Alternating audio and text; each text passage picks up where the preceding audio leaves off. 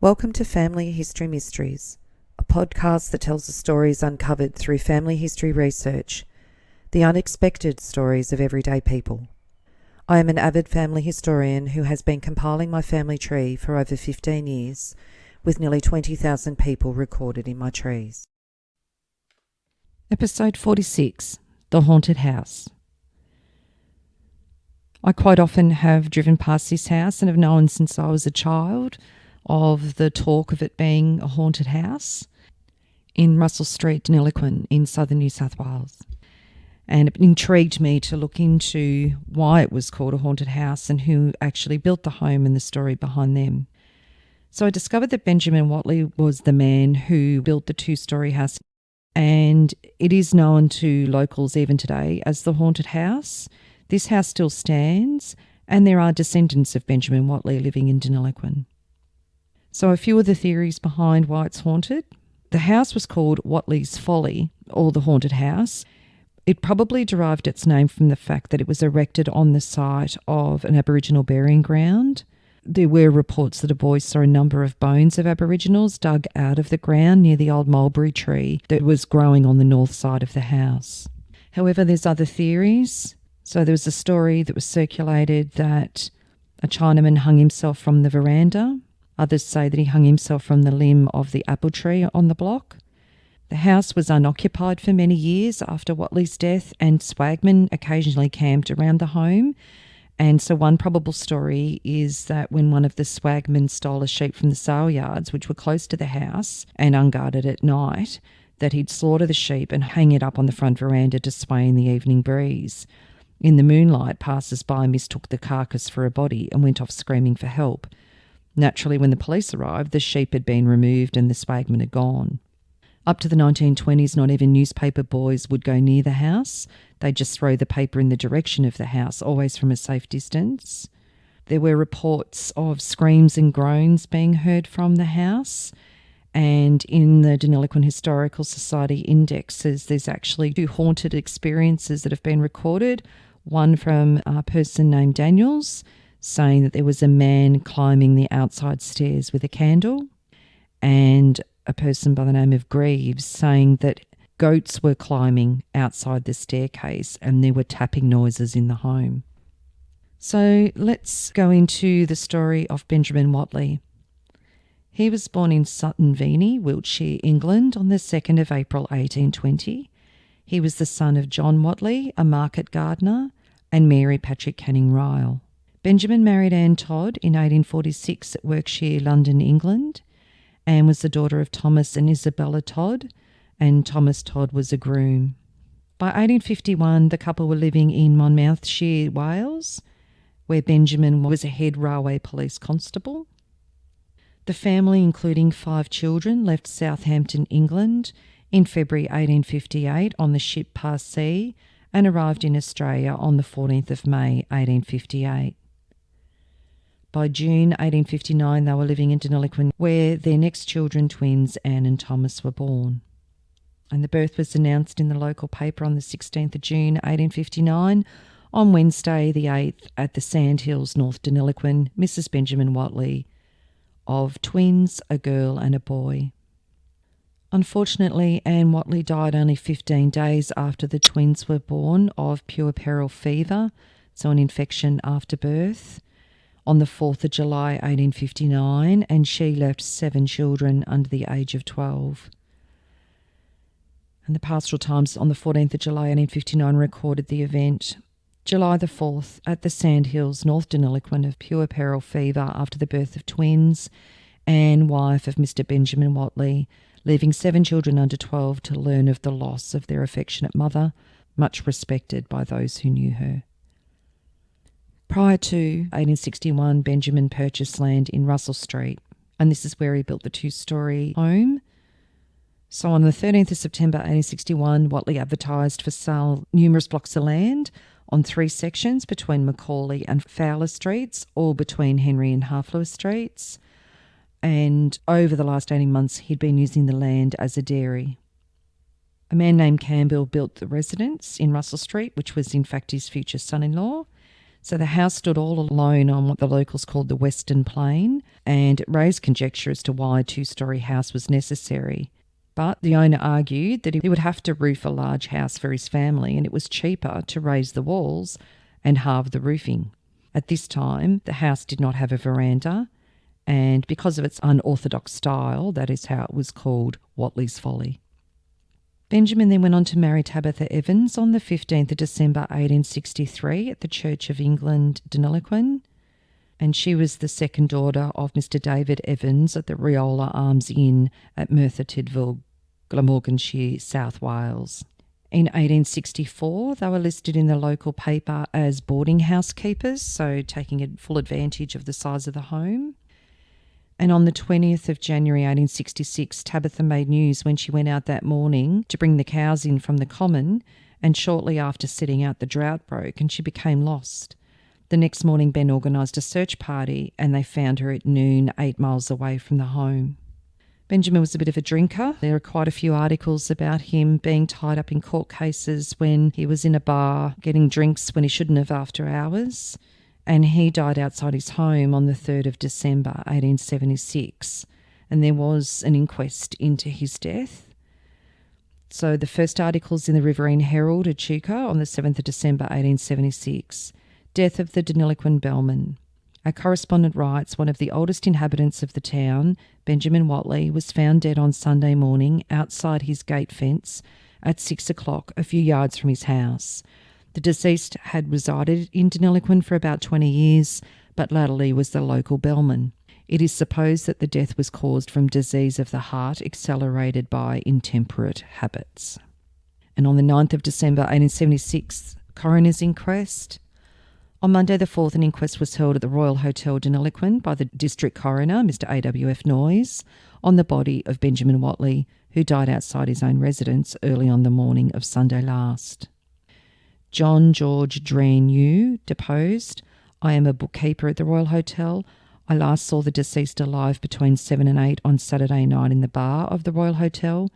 The deceased was about leaving to get some tobacco. He seemed to be in good spirits and was sober. I did not see him again alive. The deceased was in the habit of coming daily to the hotel. He was of intemperate habits. Cannot say when I last saw him the worse of liquor. Latterly, he appeared to be more sober than usual. Constable Lagerlow sworn, I have known the deceased for the last 4 years. He was a man of intemperate habits. From inquiries I have made, I believe the Royal Hotel was the last public house he was at in Deniliquin. Tabitha Whatley deposed, the deceased was my husband. On Saturday afternoon, about 4:30 o'clock, the deceased came home and gave me a basket of cabbage leaves. He was on horseback. He got off the horse and put it in the yard. He was the worse for liquor. At 7:30 o'clock, I saw the deceased lying under the fence in front of the house. The deceased had frequently slept in the same place and had warned me not to wake him up, as he might get in a passion and do me some harm. I covered him up with a double blanket. I heard him snoring heavily and he appeared to be fast asleep. I watched him constantly during the night up to 3:30 the next morning. At that time I could not hear him breathing. His hands and feet were cold and I thought he was dead. I sent Anne, my stepdaughter, for Dr. Clarkson, who came shortly after. Dr. Clarkson examined him and told me he was dead. I am the deceased's second wife and I've been married to him for 14 years. Anne Whatley deposed, I am the daughter of the deceased. I saw the deceased about 7:30 o'clock on Saturday night lying under the fence near the house. I asked my mother if she was not going to take him inside. She said no, he'll get up presently and come inside himself. I then went downtown and returned about 9 o'clock. Deceased was lying in the same position, covered over with a blanket. I then went to bed and saw nothing more of him until I was called to go for the doctor. My mother called me up and said she thought father was dead. I went for my brother-in-law, Mr. Robertson, and then to Dr. Clarkson. I afterwards reported the occurrence to the police. My mother was sober. My father used to be violent if he was interfered with when he was worse for liquor. That was the reason my mother did not move him into the house Saturday night. My father was 57, a dairyman. My father had a serious illness about 2 months ago. He has drunk as much since as he did before. The jury found that the deceased died from an attack of apoplexy brought on by intemperate habits. The house was auctioned on the 12th of January 1877, and in the newspaper it said, a well-known two-storey house in Russell Street recently repaired, plus 1 acre of land, 6 rooms. In 1983, there was an article. The home had been put up for sale and a local family had purchased it.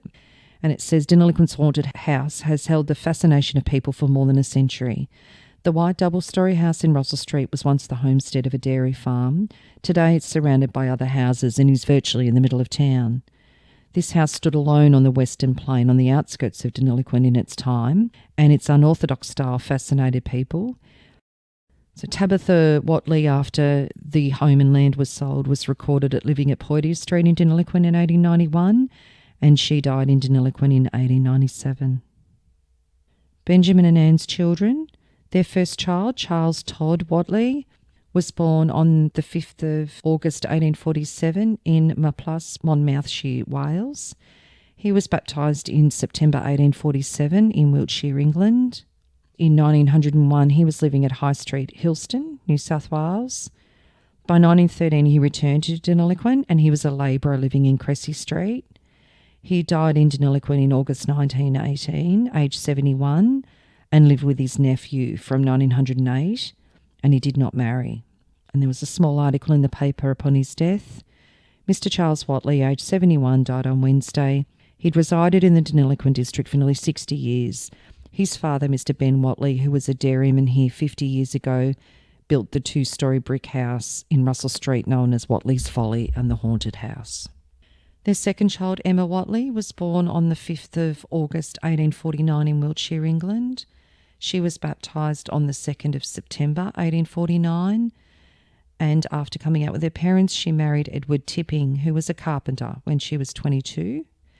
And their marriage in the paper said, married at Bandura Station, New South Wales, by the Reverend J. Maitland Ware, Edward Tipping to Emma, eldest daughter of Benjamin Whatley, dairyman, Deniliquin. And by the 24th of February 1872, they had a baby on the 24th of February at Deniliquin, the wife of Edward Tipping, carpenter, builder and contractor, of a son and heir. In 1891, they were living in Junction Street, Deniliquin. Edward died in 1899 in Deniliquin. By 1917, Emma was living at West Drummoyne, New South Wales, which was where she died in 1923, aged 74, and they had 6 children. Her death notice says Mrs. Tipping, formerly a resident of Deniliquin for many years, died recently at Drummoyne. The deceased was the widow of the late Edward Tipping, who had died 20 years ago and lived with her family in Crisp Street until a few years back when she went to Sydney. 2 of her daughters, Mrs. Bella and Elizabeth Tipping, were formerly teachers at the public school here. The third child, Isabella, was born on the 1st of July 1851. She married Edward Robinson in Deniliquin in 1874, and they had 5 children. Isabella died in Wagga in 1933, and there were some obituaries for her death. The death occurred at Wagga District Hospital on Wednesday morning of Mrs. Robertson, aged 82. Mrs. Robertson had conducted a nursing home at Deniliquin for 30 years before coming to Wagga. She's survived by 3 daughters, Mrs. G. Castley at Hilltop, The Gap, Mrs. James Alexander Auburn, and Mrs. V. O'Sullivan in Wallara. And also adds she was highly respected by a wide circle of friends, and during the last few years, Mrs. Robertson has lived alternatively at the residence of Mrs. Castley and Mrs. Alexander. Their 4th child, Robert Stermond Whatley, was born at Llanlartham, Wales, on the 1st of July 1853. He was baptised in Monmouthshire, Wales, in July 1853. On the 5th of January 1867, there was an article in the Police Gazette, absconded from his home, Robert Stermond Whatley, aged 13 years, light hair, fair complexion, last seen near Maud, said he was going to Mr. P. Prendergast to ride at Wagga Wagga races, supposed to be in the Murrumbidgee or Lachlan district milking or stock driving, had with him a well-bred light bay filly branded BW near ribs, small new saddle, bridle, information of his whereabouts to be given to the police or to Mr. Darchie, JP Oxley Station, Murrumbidgee, or to his father, Benjamin Watley, Dairyman, Deniliquin. It doesn't seem that Robert returned home. He married Evangeline Matilda Reynolds in Willandra on the 3rd of March 1884 at the Lachlan River by Reverend Mr. Malcolm of Kajalico. Evangeline was the eldest daughter of Mr. Charles Reynolds of Hillston, and it just says to Robert Stermond Watley, selector of Gum Creek, Lachlan River. Within 3 years of their marriage, Robert Stermond Watley was in bankruptcy. Notice is hereby given that a sequestrian order on this day for the above-mentioned bankrupt on his own petition. Evangeline and Robert had 6 children. Only one survived childhood. They had 5 of their children all die between 1888 and 1892, and in September 1892, Evangeline died as well. And a small article says, death has once more paid us a visit, the victim this time being the wife of Mr. R. Watley, who succumbed to a somewhat protracted illness of several weeks' duration last Tuesday, the cause of death being heart and lung disease. The deceased lady was deservedly esteemed by a large circle of friends, and much sympathy is expressed for the bereaved husband, who in addition to this latest sore affliction lost 3 of his children from diphtheria some few months ago. So a probate jurisdiction on Evangeline Matilda Watley, late of Lake Jellicoe, deceased interstate, was granted to her husband on December 1892. By March 1893, before the registrar in bankruptcy, certificate application for Robert Stermond Watley. So he's had to go ahead and declare bankruptcy again. Charles remarried in August 1897 at Hillston to Ruth Brown when his only surviving child, Henry, was 6 years old. Ruth was 20 when she married Charles, and Charles was 44. Charles and Ruth had only one daughter, Gladys May, in 1898 at Sunny Corner, Queensland. By 1907, Ruth must have separated from Charles because on the 6th of July 1907, there was a newspaper article in Hillston and it's titled Tragedy at Hillston. About midnight on Monday, a man named Robert Watley visited the house of a married woman, Amelia Hussey, and knocked at the door. The woman who was in bed arose and opened the door, whereon Watley fired at her with a revolver. The bullet entered the woman's breast and came out under her armpit. Watley then asked her if she was nearly dead, and on her replying yes, he placed the revolver to his head and blew his brains out. The neighbours were aroused by the shots and hurried to the spot. The woman was conveyed to the hospital and the doctor has every hope of her recovery. And there is an article that details the incident in a lot more depth. Attempted murder and suicide. On Monday night last, about 11:30 p.m, those residents of Hillston who had not then retired for the night were startled by the intelligence that a tragedy had occurred a few minutes previously over in Woolloomooloo on the outskirts of the town, and the people were soon hurrying to the scene. It appears that a well-known local man named Robert S. Watley went to the house of a woman named Mrs. Hussey shortly after 11 p.m, and informing her that he wanted to see her on particular business, requested admittance. Mrs. Hussey, who was in bed, got up and opened the door, and immediately she'd done so, Watley discharged a revolver at her, the bullet entering her chest and coming out under the armpit. Mrs. Hussey made a rush outside. Watley followed and again fired at her but missed. The terror-stricken woman, though, grappled with her assailant and struggled round to the front of the house, where he seemed to cool down and wanted to sit and talk. Telling Watley she was dying, Mrs. Hussey asked him for a match so that she could see her child and went inside and lit a lamp. Watley followed, and after saying he hoped she wouldn't die, said, "See me die." He then put the revolver to his temple, fired and dropped dead. Besides the bullet wound, Mrs. Hussey has a nasty gash in the leg, which she by some means received in endeavouring to escape from her assailant. The injured woman was removed to the hospital, where she was progressing favourably, her wounds, though painful, being not serious. Watley, who was about 55 years of age, had been a resident of Hillston for over 20 years. He was a married man living apart from his wife and at one time in business in Hillston as a butcher, but of late followed the occupation of a billiard maker. On Tuesday, the coroner, R.W. Stewart Esquire, held an inquiry touching the death of Robert S. Watley with the following evidence. Amelia Hussey, examined on oath at the hospital, stated, "I am the wife of James Hussey. I live apart from my husband. On Monday night, the 1st, Watley came to my house at 11 p.m. and knocked at the back door. He forced the door open and got inside and came to my bedroom door. He said, 'I wish to speak to you very particularly.' By that time, I'd got up out of bed and opened the door to meet him. He put a revolver close to my chest and fired, saying as he did so, 'Take that.' I felt that I was wounded and ran out the back door. He ran after me, overtook me, and when he caught me, fired again at me, but I believe that bullet missed. I struggled with him round to the front veranda, and he wanted me to sit down and talk to him. I said to him, 'No, let me go in and see the boy before I die. Give me a match.' He gave me a match and I lighted a lamp. He then said, 'I hope you won't die.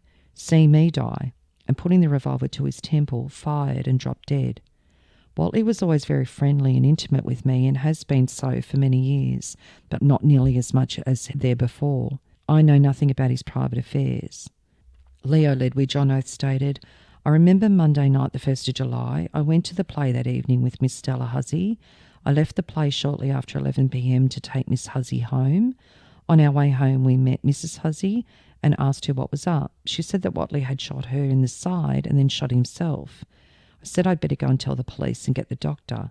I left Miss Hussey with her mother. Mrs. Hussey looked weak and had blood on her clothes. I saw that she was wounded. I know nothing of any disagreement between Mrs. Hussey and Watley." To the coroner, "I went to Mrs. Hussey's house and there saw the dead body of Watley lying in Mrs. Hussey's bedroom." To the sergeant, "I saw Watley at the play." Constable Brodie on oath stated, "About 11:30 on Monday last, from information received from the last witness, I proceeded to Mrs. Hussey's house. She was sitting on a chair. I said, 'What is the trouble here?' She replied, 'Watley fired twice at me and then shot himself.' She said she did not know if both bullets took effect. I looked at the wound in her chest. I then went into the bedroom and there saw Watley's body lying on the floor with his head in a corner. He was quite dead. I examined him and found a bullet wound in his forehead about an inch from the right temple above the right eye. I saw the wound had been inflicted at very close quarters, as around the wound of the skin was blackened. Under one of his feet, I found the revolver produced. There were 3 blank cases and 3 chambers were loaded, though one had evidently missed fire.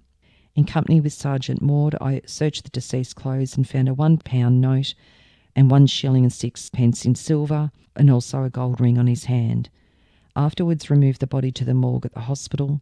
In company with Constable Henkel, I searched the dwelling of the deceased and found a tin trunk containing £22 and 10 shillings in gold and some clothing. I took possession of the house and contents, which are now in the hands of the police." To the coroner, fully believed the wound was self-inflicted. William Percy Ritchie on oath stated, "I was well acquainted with the deceased, having known him since 1888. Know that the deceased was intimately acquainted with Mrs. Hussey, but lately the friendship has cooled off. As a fact, she had asked deceased not to go to her house again. The deceased had the revolver a long time. He appeared to have the revolver in his pocket on Monday. The revolver produced is identical with that owned by Watley. The deceased had an appointment with Mrs. Hussey on Monday night and purchased 1 shilling and 6 worth of whiskey from me about 8 p.m. He got on his bicycle and said he was going to Mrs. Hussey's and asked me to keep an eye on the billiard room. He returned under an hour after leaving me and said, 'She is not there. I have also been down to Barton's, her sister's place, and listened outside, and I'm certain she's not there either. I will go into the play and see if she's there.' We walked to the hall door and he went in. Shortly afterwards, I went in myself. Watley came alongside me in the ball and said, 'She's not here.' He appeared put out and said, 'I will find her.' He got his bike from the billiard room. A few minutes after 11 p.m, I saw him go away after saying good night, and that was the last I saw of him. He had money in the savings bank, but I do not know if he'd drawn it. The deceased leased the billiard room from me and he owes me nothing." Dr. F.B. Williams on oath stated, "From instructions received, I made a post-mortem examination on the body of Robert S. Watley, now lying in the hospital morgue. I found the body on superficial examination to be of a healthy man. No marks of violence on the body proper, but on the head in the region of the parietal bone, there was a wound with coagulated blood, which also existed on the nostril and lips and in the ears. On opening the head of the deceased, I found a wound on the anterior and inferior angle of the parietal bone from which blood had escaped.